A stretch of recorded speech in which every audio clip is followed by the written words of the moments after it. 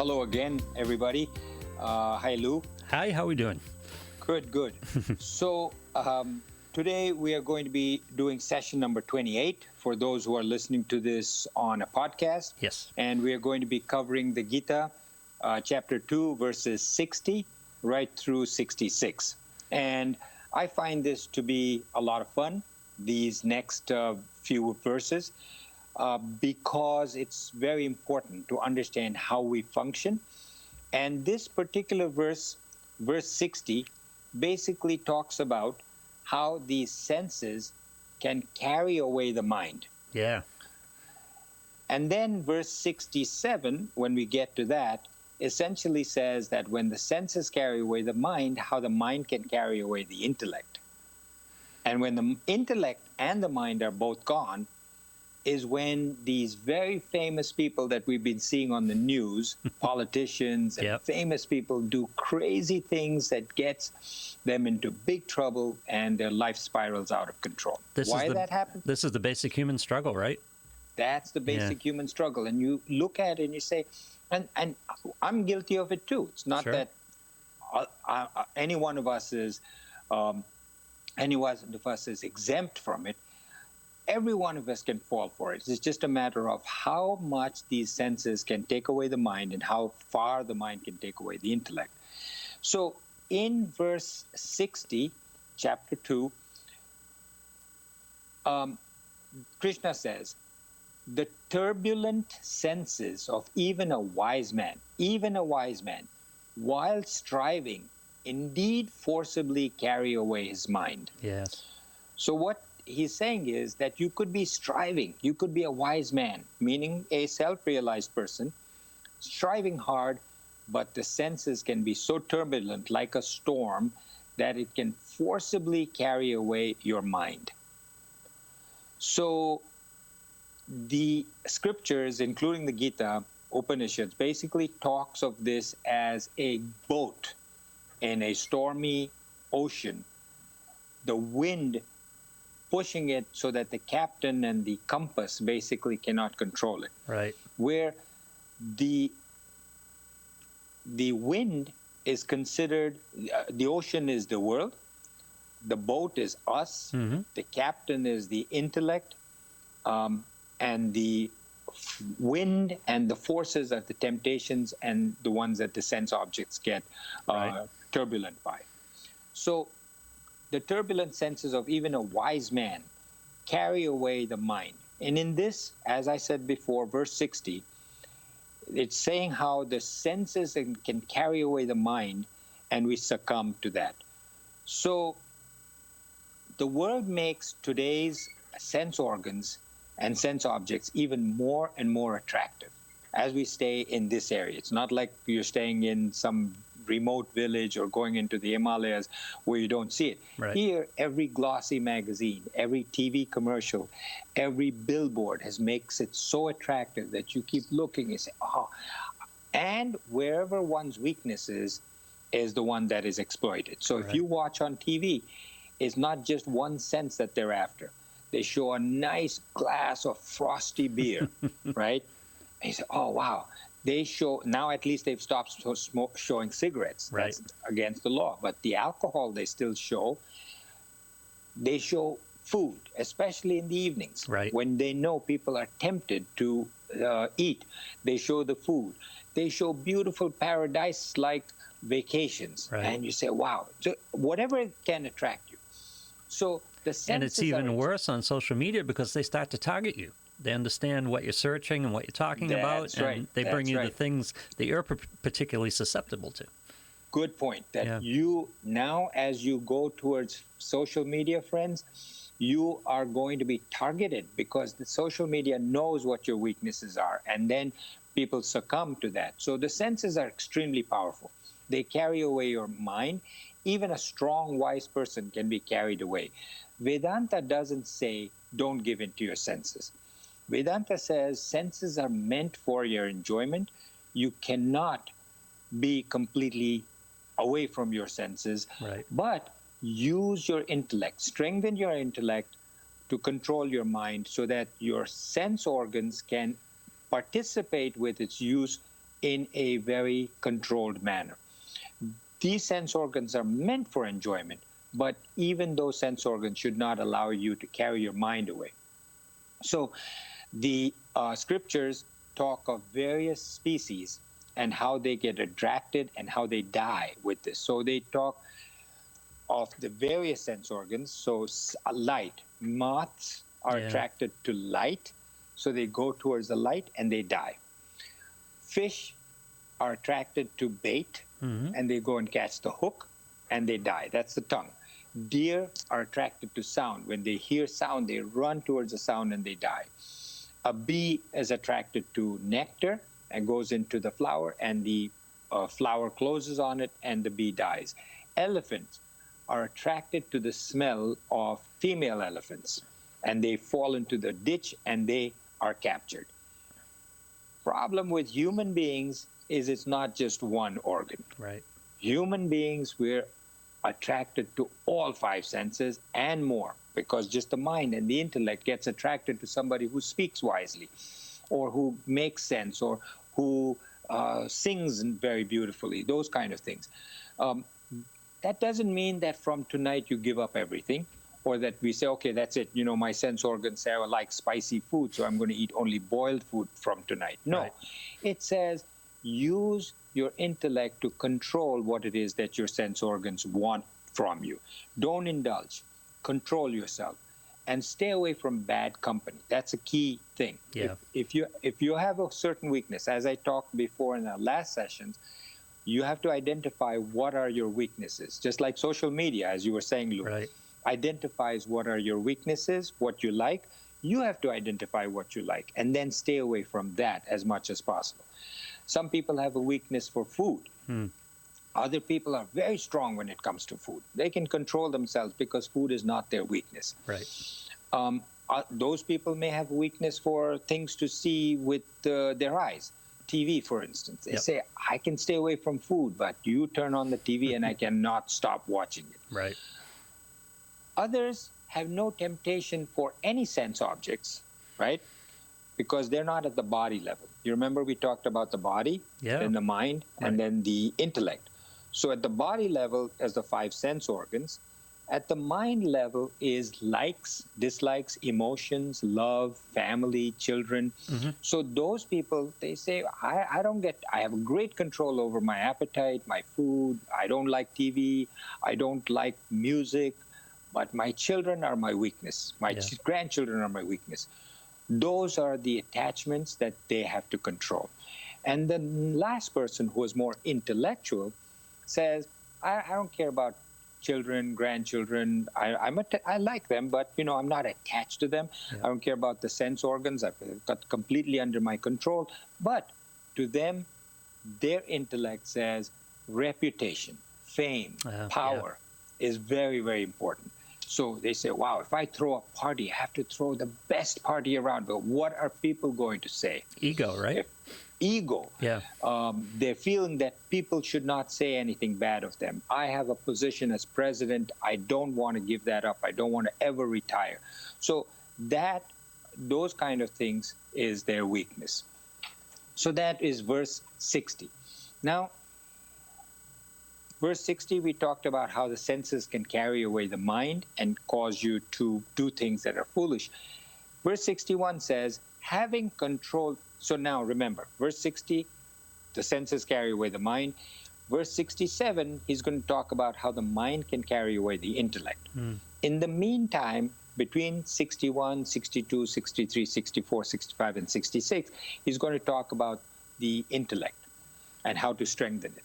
So, verse 61 says, having controlled them all, he should sit focused on me meaning the Atman, the self, consciousness, God, as supreme. Therefore, his wisdom is established indeed, whose senses are under control. So only when you have complete control over your senses and your mind are you ready for meditation. Until that time, you're not. Right. Because otherwise, you can meditate but you're not really meditating because your thoughts are constantly on what you hear, what you smell, what your mind is racing, etc. Is meditation a tool to be able to do that, or do you need to accomplish that before you can even meditate? You need to accomplish this before you can meditate. I mean, as you get further along in control of your mind, you are more ready for meditation. But to be fully ready, you've got to get rid of all of your temptations. Right. Nothing should anger you. Nothing should bother you. So if you learn that you fly off the handle very easily, you know that you have desires that when they're blocked, you get angry. So that needs to be controlled, your desires. Only when you've controlled them all are you fully ready for meditation. But as you get there, it's not like one day, boom, you're ready for meditation that you weren't the day before. It happens slowly, gradually, and you can start to meditate, but get better and better as time goes on. So the first thing one should ask oneself is, where do I lose control? Is it food? Is it alcohol? Is it which sense is my weak one? Which combination of senses? In the scriptures, in the Hindu scriptures, woman is the biggest temptation. They say woman. Yeah. When they say woman, at that time they were talking about woman for man, but they also mean a man for a woman. Right. Because after all 5 senses are titillated by a woman, plus the mind. The mind falls in love with the woman. Right.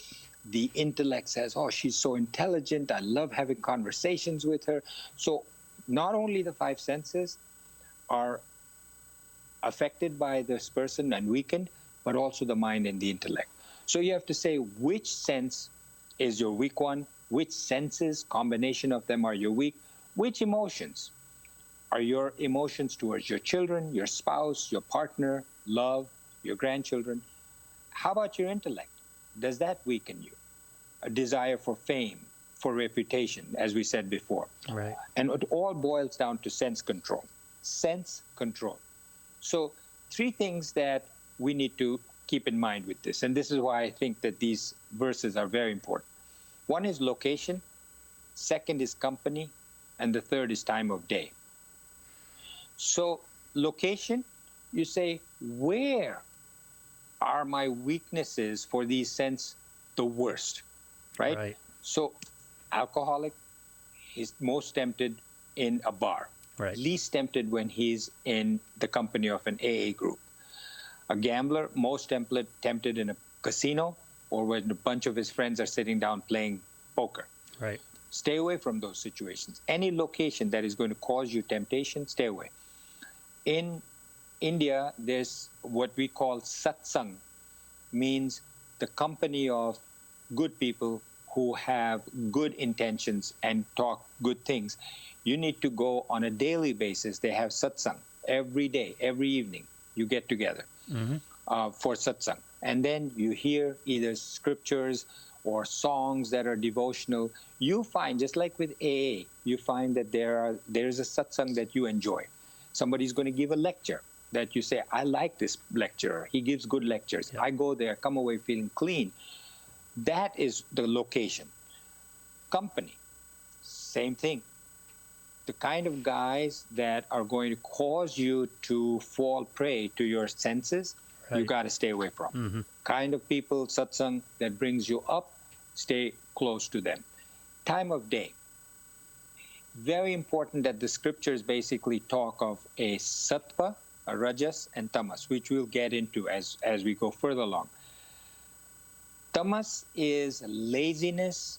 Have we talked about this, Luke, before? A little bit. Do you remember? Yeah, but I haven't heard that word, but we've talked about this a little bit, yeah. Tamas is laziness, indulgence, lethargy. And this tamas goes not just for us as humans, but also food. You can be tamasic about your gift giving, your charity, what you eat. All kinds of things have tamas. All kinds of things have rajas. Rajas means full of activity, full of energy. And sattva is equanimous, steady, peaceful, calm, yet very dynamic. So it says that in the daytime, an hour or so before sunrise, so typically they say 4 a.m., 4 a.m. to sunrise is considered Brahma Muhurta. Muhurta means a special time, a devoted time.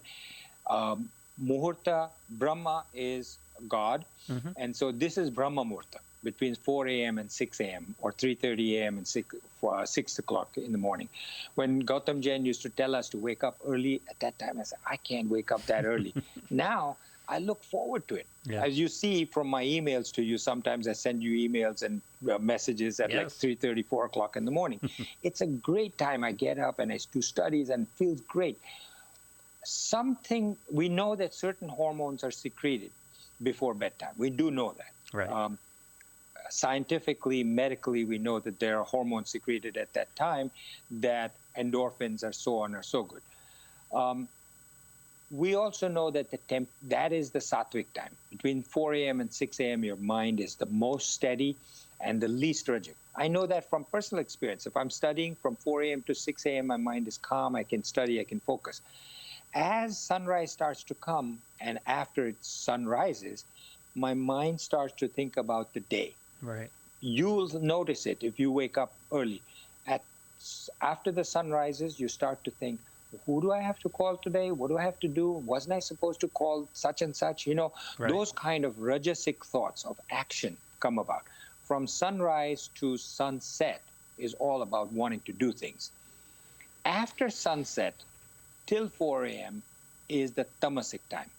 That's when you say, I want to have a drink, I want to sit down and have spicy food, I want to have food that is not good for me, just be lazy, put my feet up, watch TV, gamble, you know, those kind of things, thoughts and temptations come about. So what the scripture said was, go to bed early and wake up early. Yeah. If you go to bed early, like, what is that saying? Early to bed, early to rise makes a person healthy, wealthy, and wise. That's right. Very true. So go to bed early. You're getting rid of a big chunk of the tamasic time. What the scriptures say is that today we are waking up later and later, and we are sleeping right through the sattvic time, and we're staying awake through the tamasic time. So at that time, you know, people are studying while they're having sips of beer. It doesn't work. No. You know, whatever temptation is your worst, you've got to be able to control it. This is the one thing you can do which is external, right? Throughout everything that we have been talking about so far, all the changes are internal. You say, I've got to think of the self, I've got to think of controlling my temptation. This is one thing that you can do that is external, meaning wake up at a certain time, go to bed at a certain time. Right. There is, even alcoholics, right? They have a less tendency to drink between 4 a.m. and 6 a.m., right? You offer them a drink, they might refuse you at that time, but they won't refuse you at 7 o'clock in the evening, 8 o'clock in the evening, 10 o'clock in the evening. They won't. That's when the temptation is the greatest. Even casinos, they have to close for a couple of hours. The time that they close is during the Brahma Muhurta, because they say the least amount of people come down to gamble at that time. They're all sleeping or away from the casinos. So even they recognize what is the Brahma Muhurta. Okay, verse 62 and 63 are basically taken together usually, and together they're called the ladder of fall. So verse 62, a man musing on objects develops attachment to them. From the attachment arises desire. From desire arises anger. From anger arises delusion. From delusion arises confusion of memory, loss of intellect, and from loss of intellect he perishes. We've talked about this. Yes. That a man is really the self, consciousness, God. Internally, he is a state of complete bliss and infinite happiness. He doesn't know it. So because he's unknowing of that, he turns to the world, and that is a state of not completeness. A state of complete happiness is when he's with the self. Our thoughts keep running to the world till this void we think is going to be fulfilled, but it never gets fulfilled. Right. If the intellect does not supervise those thoughts running towards the world, they grow to awful proportions. So the example I gave in the last session was a man working in an office with women, and he sees a woman that's attractive, and at first glance, he just looks at her, crosses, and then he does a double take and says, wow, she's attractive. That is the first thought. If he then continues with that thought, it becomes an attachment. What is an attachment? An attachment means that now zeroes in, and he keeps having his thoughts go to that person. That attachment then becomes a delusion, a desire, then a delusion, and then that delusion goes on into greater proportions, completely disregards any danger to himself, to his company, his job, his marriage, etc., and gets into trouble. Yeah, we've all been there. We've all been there. Yeah. You lose your memory is what this 63rd verse says. He doesn't mean that you forget. You don't forget. What he means is you lose your memory of where you are in your station in life, what your position is. You lose that, and you start doing crazy things. You make huge mistakes, and your life goes down the tube. That's basically what this ladder of fall is. Verse 64, where we learned before was that a single thought gets to a strong desire, then becomes anger if it's thwarted, then a delusion, then you forget what's right and wrong for you, and you can be destroyed, right? The triple gates of hell is what we talked about in the last session. That's what the Gita says. Verse 64 says, but the self-controlled man, self-controlled, these are important words, self-controlled man, free from likes and dislikes, moving about his senses, which are under his control, attains peace. So he talks of control twice here. He says the self-controlled man with his senses under control, free from likes and dislikes, moving about, attains peace. So he's saying a number of things here in one sentence. Moving about the objects means you don't have to stay away or go to the Himalayas. You have to be in the world where these senses are going to be facing you. Right. But you don't have to indulge indiscriminately. You have to be vigilant with your intellect, saying, okay, I can indulge to this extent, I can indulge to this extent.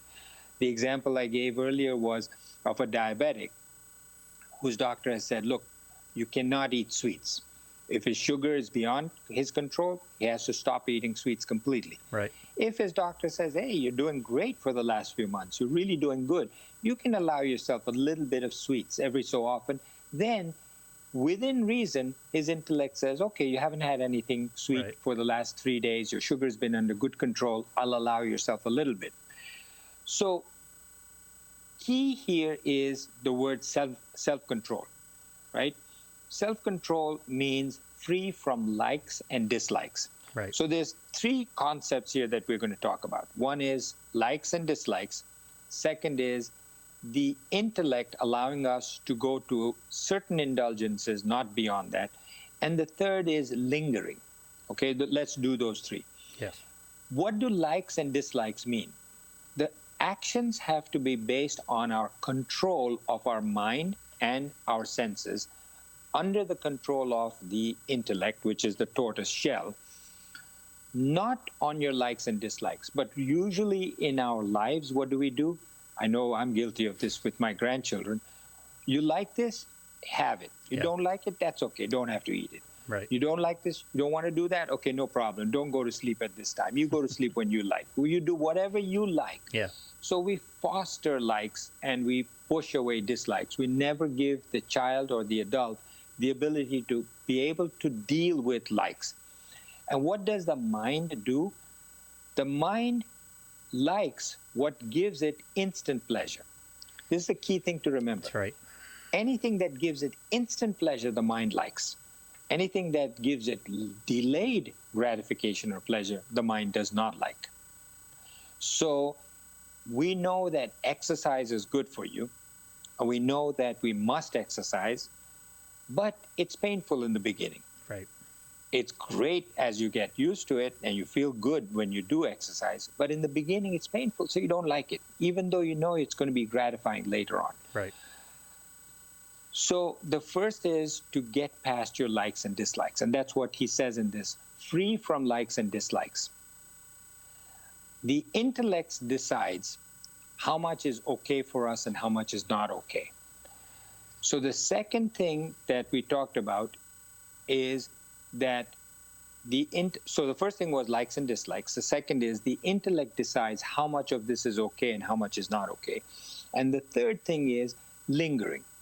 So if I go to a restaurant and have a weakness for food, and I go to a restaurant and I love the food that I had there, the dinner was fantastic. Right. If I come away from that restaurant, I've got to push it out of my mind. Don't allow my mind to keep lingering on that memory of that experience, and don't keep talking about it, because it does a number of things. Number one, it makes that to a high level. It puts it on a stage, that experience, so that when you go back, more than likely you're going to say, it didn't meet the criteria of the first time, because I built it up to such an extent. Mm-hmm. Second thing that it does is, as I'm talking about it, that lingering, it fosters greater desire to want to go back. Right. Starts the cycle again, right? Starts the cycle again. You develop more desires. We're trying to get away from desires here. Right? That's what this whole thing is about, to get away from desire so that you can be peaceful. And it's interesting you say that. It starts the desire again, but it also has a higher bar to meet for that desire, so it's likely to fail. It's likely to fail because no matter what, you built it up to such an extent that you go back to that restaurant and say, it's not as good as it was the last time, because the last time you have this imagination that it was so good. So lingering also prevents you from enjoying your present action. So as I'm lingering on it, if I'm doing my work, I come back to the office from the restaurant and I'm doing my work. If my mind is lingering on the meal, I'm not doing my work as well. So that also, I'm not enjoying my present work. And because of that, I'm not doing it as well as I could, because my mind is preoccupied with that. Right. You strengthen the desire so that you want to keep going back there again. And you don't enjoy that experience as much because you built it up to such a level. So lingering is not good. All of us have what we call swadharma. You remember, Lou, we talked about this before, that each one of us has what is known as a swadharma. Dharma means the inherent qualities of something. Mm-hmm. So sugars, the dharma of sugar is its sweetness. Right. That's its inherent quality. Each one of us has a certain dharma. The main dharma is for us to get back to ourself, to look for our own self, the true self. But in addition, each one of us we're born with certain likes and dislikes. Putting aside the fact that little children say, I want to be a fireman, I want to be a policeman. As we get older, we know that there are things about our lives that we really like. A person likes music. He says, I was born to be a musician. I take it up. What that is his like for music and his inherent capacity to be able to play music well. That comes from his previous vasanas. Right. Many of these people have been born with musical abilities from a previous life and skill. So he likes it. That's his swadharma. Swa means himself, dharma, his own likes. Those are the only likes that you should give into, right? Before I said don't give into your likes and dislikes, but you must give into your swadharma. If you say, well, I was born to be a musician, but my mother and father told me I have to be an engineer, you're going to be miserable as an engineer because you keep wanting to be a musician. Those likes and dislikes you should give into in your swadharma. Only thing is, again, use your intellect to do it for the right reasons and to the right extent. Right. So that is your swadharma. So now that is verse 64. And verse 65. When your mind is controlled by the intellect, you are in peace. You are peaceful. the verse says, in peace, all his sorrows are destroyed. In peace, all his sorrows are destroyed. The intellect of the tranquil-minded soon will become steady. So when your mind is controlled by the intellect, you are at peace, you're peaceful. Otherwise, if it's not controlled by the intellect, it's basically being controlled by the emotions and desires of the mind. Right. So the mind says, she said a cruel thing about me. Yeah. He said a cruel thing about me. He doesn't like me. She doesn't like me. And you get agitated by that. You're not peaceful. I lost money in the stock market. Yeah. That disturbs you. I didn't make as much money as I thought I was going to make in this. My boss didn't do this. You know, those kind of emotions coming from the mind bother you. Or again, there's 5 senses. When the mind is agitated, you cannot think.